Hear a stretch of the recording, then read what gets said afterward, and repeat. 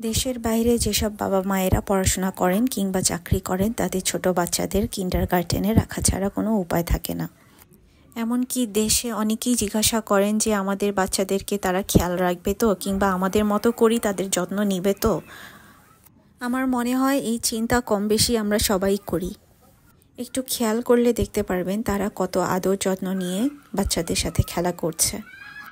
এবং যেসব বাচ্চারা নরওয়েজিয়ান পারে না তাদের সাথে ইংলিশেই কথা বলছিল। একটু পর ওদেরকে ভিতরে নিয়ে যেয়ে খাইয়ে ঘুম পাড়িয়ে দিবে। এবং কোনো বাচ্চা যদি অসুস্থ হয়ে পড়ে তারা সাথে সাথে বাবা মাকে ফোন দিয়ে জানিয়ে দেয়।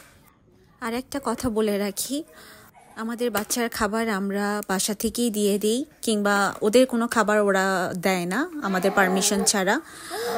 এমনকি কিছু কিছু ডে কেয়ারের ওরাই সকালবেলা বাচ্চাকে বাসা থেকে নিয়ে আসবে এবং দিন শেষে বাচ্চাকে বাসায় দিয়ে আসে।